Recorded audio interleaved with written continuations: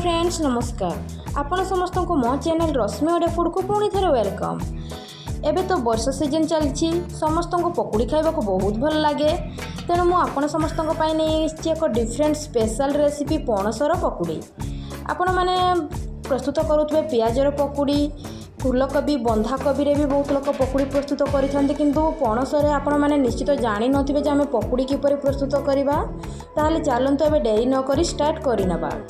देखंतु मु एबे पणस को एपरि आकार रे काटि नेछि पीस पीस आकार रे करिकि एबे आमे भल्लो रे याकू भल्लो भाव रे धोई नबा। एथिरे अठापण थाए 3 रु 4 थर याकू भल्लो भाव रे धोई देबे। बहुत टेस्टी एवं क्रिस्पी एवं बहुत डिफरेंट वे रे मुझे रेसिपीटी प्रस्तुत करुच्ची। देखंतु पणस धुआटी आमर हो आसला परे एबे आमे याकू प्रथमे प्रेशर कुकर रे सिझेई देबे। बेसी सिझेइबेनी गोटे हुइसिल रे ही याकू काढ़ी देबे। एथिरे मु लूण नेली जेपरि आम सिझिबा पई आमे लूण दउछे अल्प मात्रा के पानी देबे। एबे आमे याकू गोटे हुइसिल पई छाड़ी देबा सिझेइबा पई। देखंतु मु गैस ऑन करी याकू बसई नेली आमर एबे हेई गला पणसटी पणस सिझा आमर एबे प्रस्तुत हेई गला। एबे याकू ठंडा करी नेबे। तापर एथिरे आमे कॉर्नफ्लोर देबा 3 चम्मच मो कॉर्नफ्लोर नेछि। एबे मु सेथिरे 3 चम्मच मैदा नउछि जति की कॉर्नफ्लोर नेबे सेति की मैदा ऐड करिवे एथिरे। यह क्रिस्पी एवं आमर पणसटी टिके हल्का टाण धरेनी जेहेतु आम यहाँ पानी रे बॉयल कर नहीं तेणु यहाँ आपण मैंने भल भाव में एपरी कॉर्नफ्लोर आरारूट रे यहाँ गलई नेबे। तापर एथिरे आमे स्वाद अनुसार लूण पकेइबा हलदी गुंड पकेइबा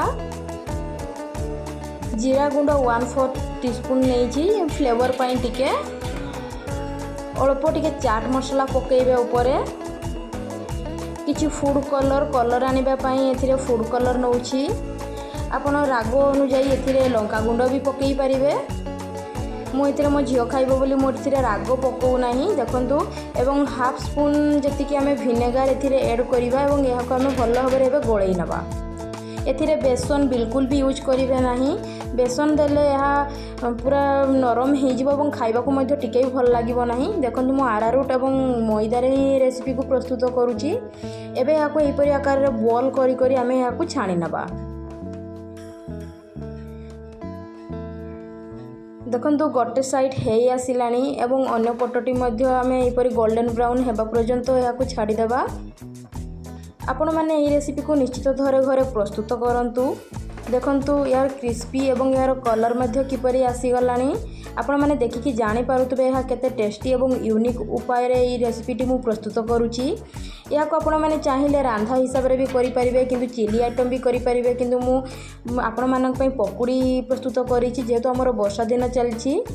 आपण मानक किपरि लागला लाइक्स कमेंट्स रे तो निश्चित जनइबे एवं जो मैंने मो चैनल रे नुआ करी अछंती सब्सक्राइब करि नांदी से माने प्लीज सब्सक्राइब करि देबे एवं आगो को मोर नुआ नुआ वीडियो रो नोटिफिकेशन पई अपेक्षा करंतु।